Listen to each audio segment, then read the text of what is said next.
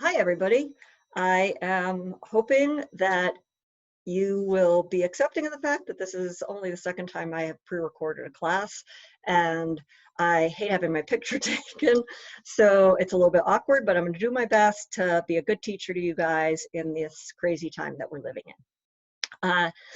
Tonight we begin communication and body language.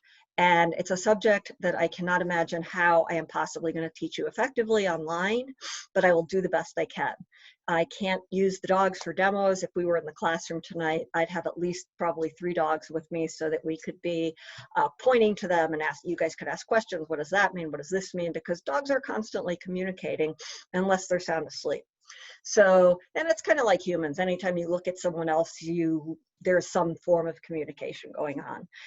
So I begin communication and body language with explaining that tails are like tone of voice. We can use any pitch in our voice to express a different emotion, a different behavior, expectation, anger, sorrow, happiness, however it is. I mean, if you think about it, people yell at their dogs. I try not to yell at my dogs. If I have to say no, it'll be no. Very simple, straightforward. Yay, yes, good dog, all positive sounding. Dogs' tails are the easiest place for me to begin explaining how dogs communicate with each other. So I'm going to begin with the most simplistic things. One, I'm going to be using my arm to talk about tails. And second, I'm going to put up a screen share, which is line drawings of six dogs, very simple line drawings. From there, we'll go into a PowerPoint, half of which we'll do live next week on Zoom. And then the week after, we'll do the second half. So where I begin is tails. And this is exactly what I would do if I was in the classroom. If we look at a dog's tail as being parallel to the floor, that is relatively considered a neutral position. Goldens, you know, they're going to have a slightly like scooped tail. A lot of dogs will, but we consider all of that similar to a straight line parallel to the floor. As the tail comes up, the dog is becoming reactive. And that can be excitement to see another dog, reactive because it's about to aggress at a person. It doesn't tell us what type of reactivity. It just tells us the dog is being reactive. And those tails can tip all the way over till the tip of the tail touches the top of the back. But again, as it comes up, the higher it comes up, the more reactive, the more excited or agitated the dog is getting. The other thing is speed. So if the tail's moving back and forth really fast versus stiff or no wagging at all, then that fast wag is even more increased reactivity. As the tail comes down, reactivity is lessening. If it stays here, we're back to the neutral position. As the tail goes down like this, the dog is becoming deferential. And it can be, again, it can be scared, it heard a noise and the dog is sound sensitive and boom, its tail goes down. Or it could be that another dog comes into view and it's scared of other dogs. So again, tail comes down. And I'm sure many of you have seen where a dog's tail can tuck all the way underneath till the tip of the tail touches the belly. Exact opposite of the tip of the tail touching the dog's back. Very basic. And again, as dogs' tails come down, they can still wag them. So this is deferential more and more. And then with puppies, you'll sometimes get this like thump, thump, thump on the ground. That's a very common thing in puppies. You rarely get that in adult dogs, but you will have a tucked tail that can be moving quickly or slowly. And it's no different than the fast or slow when the tail is up and over the back of the dog. It just means when the tail moves slow, the dog is calmer. As the tail speed increases, the dog is either more excited or more fearful, or whatever emotion it's feeling. Coming up, reactivity, assertiveness. Going down can be deference, fear, hesitation. And this is what you will see in all dogs. Now, again, if you look at a golden retriever tail and many dogs' tails, they tend to have this little upward bend to them. Many breeds do. In this explanation, this is considered the same as like a golden tail or a lab tail that swings up at the end. And numerous breeds do that. Rarely does a dog have a tail that sticks straight out, except when they're docked. And we'll get to dock tails later. I apologize for all my sniffling. I just went for a walk, and it's just like in class, I'm always sniffling, so I apologize. Okay, so that's your very basic beginning. And remember, dogs can communicate as quickly and as easily as a human does. But the biggest difference is dogs never lie. They never try and trick you. They're not trying to pretend to be a certain way that they're not, all things that are human behaviors. We will try and hide our feelings. We'll overexpress emotion for certain reasons. We'll make faces at people that mean all kinds of different things. Dogs use their eyes to communicate a ton. I will show you that as we get into the PowerPoint next week. Again, we're going to start with these very basic line drawings, but that's Caper saying hello, asking me to throw his toy. But remember that dogs don't lie. So everything your dog communicates to any person, dog, squirrel, mouse, cat, whatever, the smell in the ground, it's a true reaction. They're not going to mislead us. We don't have to question if we're interpreting a behavior correctly once we know that behavior. Caper being very annoying, and I just threw the toy for him and he's completely dissatisfied. I may have to kick him out of the room. But I'm going to now do a screen share, which I just learned how to do yesterday. And here we go.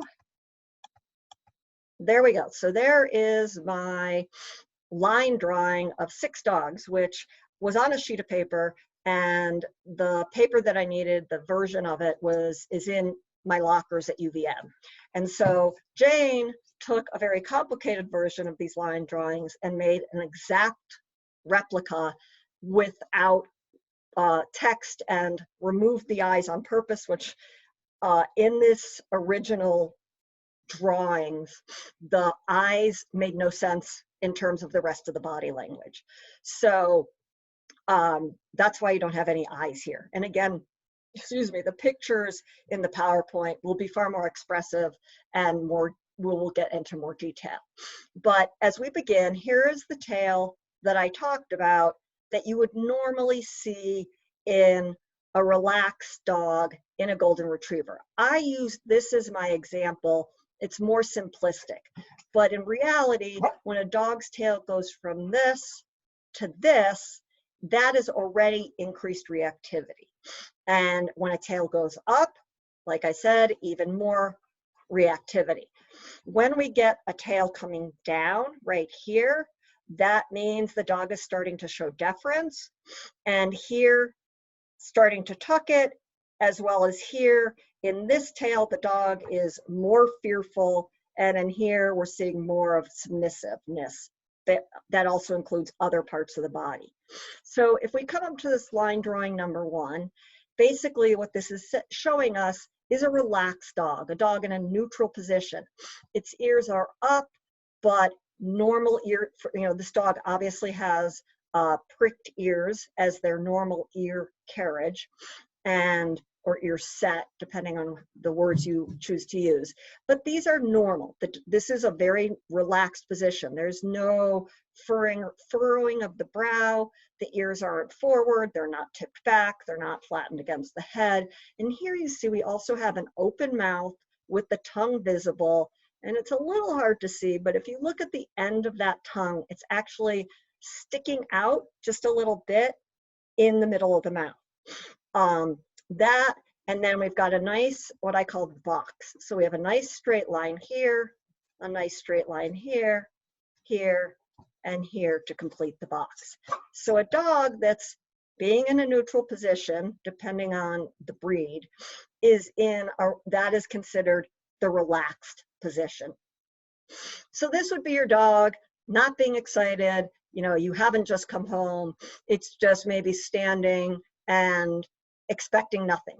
As soon as you move or you start to get a food bowl out or a toy, you're going to get that tail and change in facial expression. But this would basically be falcon or otter, just simply standing in the middle of the room doing nothing. So next, if we look at this picture, we can see again, the tail is coming up.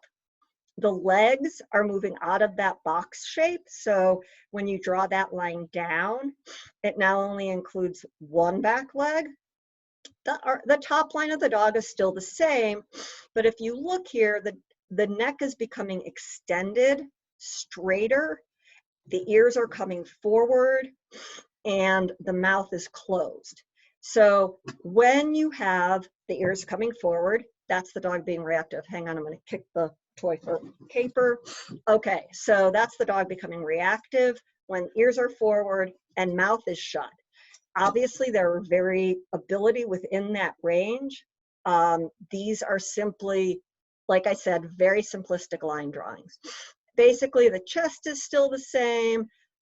Mostly, you've got a lot of change in here. Dogs will arch their necks forward. You don't really see the curve in here. But if you work with horses, I'm sure you know that horses will often arch their necks. And that's a very significant statement from the horse. I think I just kicked Caper in the nose. He doesn't care. So I may have to kick him out of the room. I apologize. All right, so here we go with slight increase in reactivity.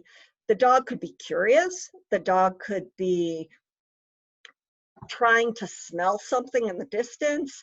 The dog could be reacting to a sound. Again, we don't know what. We have to do, that's where you see it in context. Like if we were in the classroom and someone sneezed, Lentil would cower. His tail is too short to read. His ears would flatten down against his head. He would be scared because he's become very sound sensitive. But in another dog, it could mean something else. It's that you have to apply, the behavior is always the behavior. We don't necessarily know what is causing the behavior unless we can look at that whole picture in the environment, cause and effect. Okay, so on to picture number 3. You see this tail is, it's not perfectly straight up, but it's certainly getting there. So when I did this demonstration, that tail is, probably about here instead of here if we were using, a stiff object like a stick instead of a tail, which is going to have that bendability in it. But this dog is starting to get reactive by here.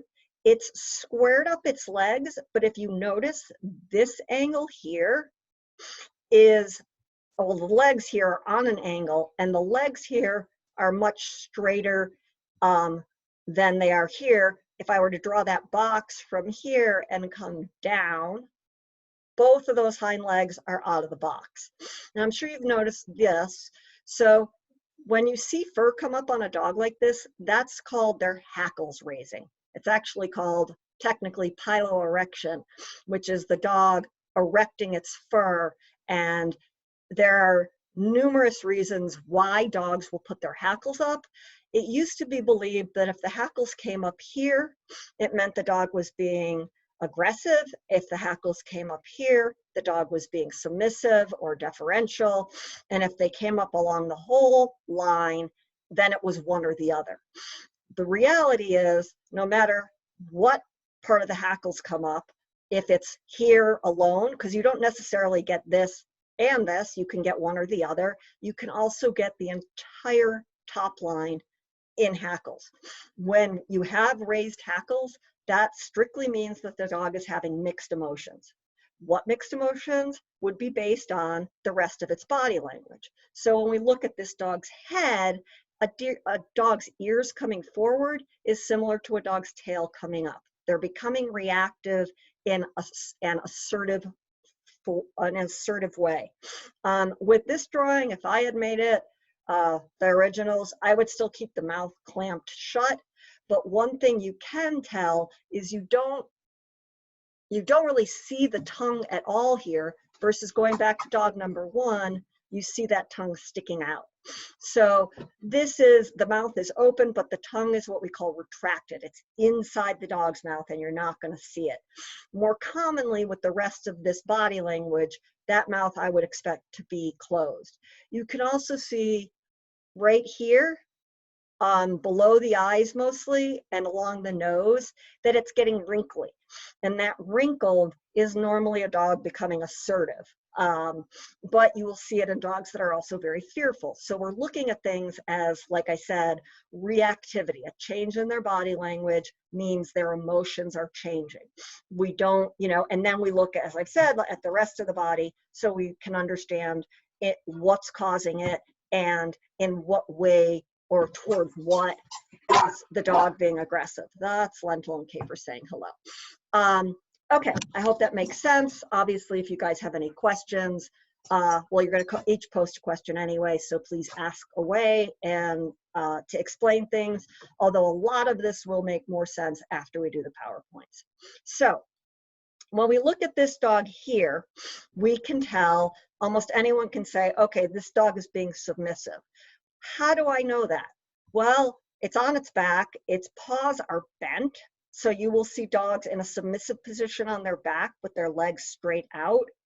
This is called a look away, even though you can't see the eyes. The dog is choosing to avoid eye contact with a person, a dog, a cat, or something that scared it. It's hard to say.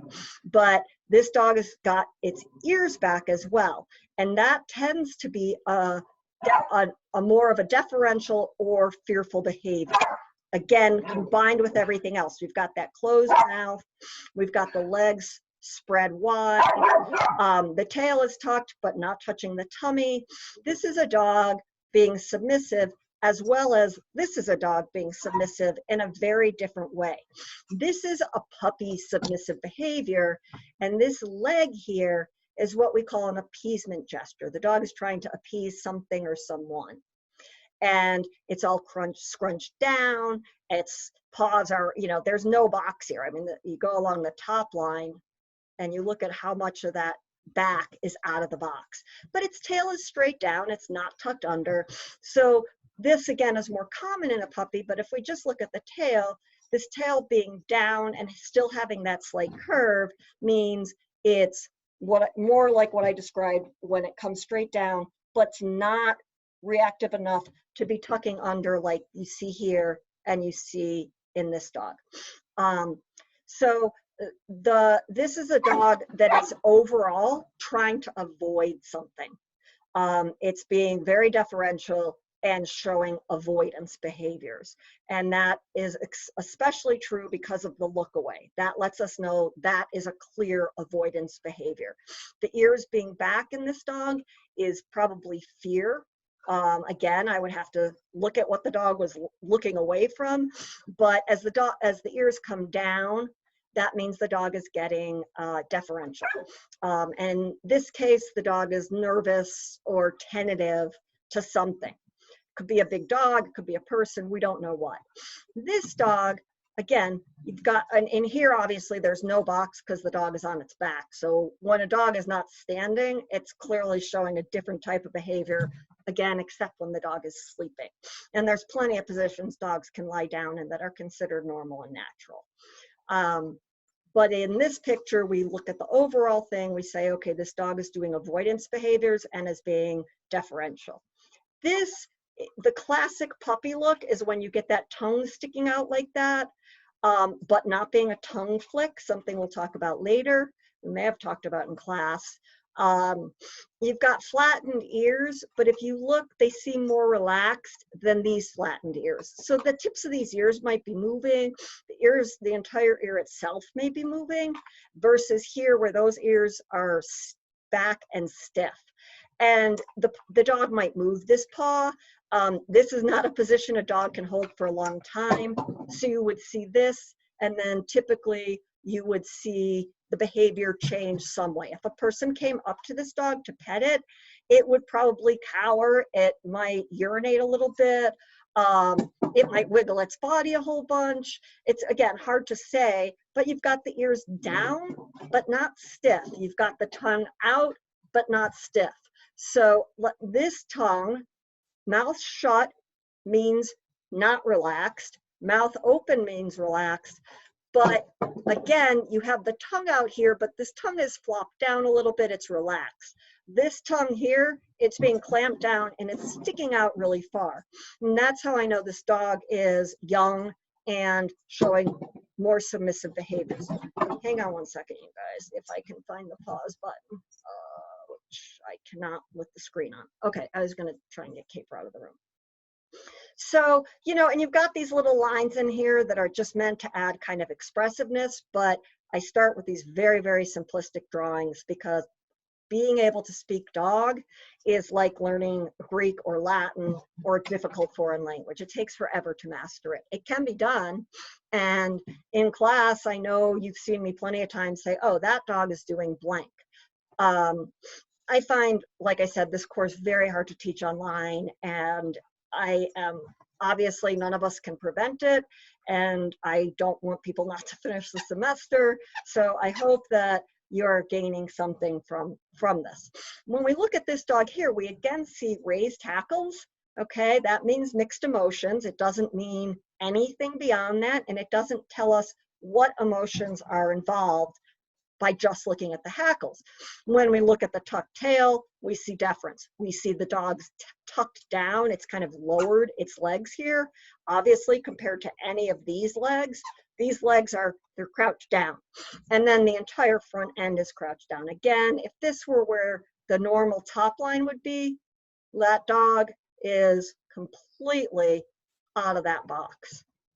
Okay, and so that box shape is telling us that the dog is, I'm trying to get Caper out of the room, no luck. The dog is telling us that it is in a reactive state, and overall it's showing a lot of deference and fear. How do I know the fear? Again, you've got the mouth closed, something that is very hard to see, but right here at the back of the corners of the mouth, that is called the commissures. And if you look here, it's a straight line where the commissures are. If you look here, there's a straight line where the commissures are. And even here, there is a straight line where the commissures are.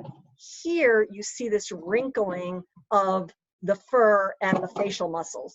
That is referred to as the commissures being puffed or just showing. But they puff out, they wrinkle up, and that's a sign of usually either stress, fear, or deference.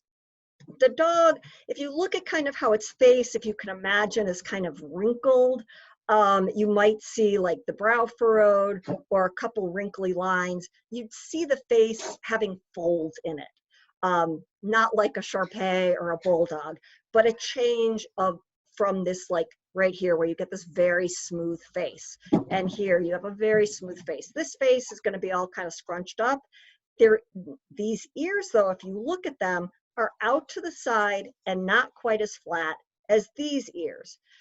That just means that the dog is being less expressive, and this behavior is potentially combined with a dog that's going to act on how it's feeling, whereas this behavior is a dog that's going to remain deferential, look away, and hope that whatever is bothering it will go away. This dog is feeling somewhat challenged and is fearful, but is also in a position where if it becomes more fearful, it may show reactivity. It may, I'm not saying necessarily bite a person, but it could nose punch, which is where the dog just jabs you with its nose. A lot of people don't realize that when their dogs do that, they'll like hit your leg like this. That's called a nose punch. And it's kind of, depending on how hard the dog does it, it's like someone either tapping on you or someone punching you. This dog maybe would come up out of this position and nose punch. It might move forward and growl.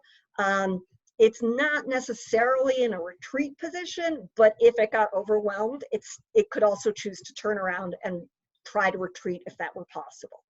So here's our basic communication symbols, things that are the easiest things to spot. Tails, mouths, mouth open is relaxed, mouth closed is not relaxed. Tongue out is relaxed, tongue in, not relaxed. Ears normal is relaxed, ears changing position in any way, means not relaxed. And again, all of this we're going to go into far more detail when we look at the PowerPoints, because it's tons of pictures of dogs doing lots of different things, and not all dogs have prick ears. Lots of dogs have floppy ears, so I'll show you pictures of what that looks like in what the ear position change means with a dog with floppy ears. Or if you have a dog that has it does not have a specific ear carriage or ear set, so flat or prick. Lots of dogs have ears that come in different shapes, and you have to learn what the dog's ear carriage is in order to understand what those ears mean when they change positions. So I'm going to try and turn around. Hang on one second. I'm going to stop the screen sharing and give you a chance to see Paper, who is trying to say hello. He's actually really being annoying. That's because he's a sweet puppy. And Caper's kind of a nice note to end on instead of my face. And so I am going to download this, upload this, and download this and get it to you as soon as possible. And I hope you have enjoyed your class. Nice and brief. Here, I can sit here. And now you can see Caper and myself and my bed. Welcome to my bed, of course, light purple. And there are dogs all over this blanket. Okay, so here I am. So I will get this to you as soon as possible. Please post your questions. I don't know if I wrote anything down, so I'm just going to tell you, please post your questions, 1 question per student by Sunday at midnight. I'll give you plenty of time because it takes forever to answer them, and I will be answering them videoed like this. I'll read the question and I'll state the answer, and it will take probably about 24 hours to get that uploaded.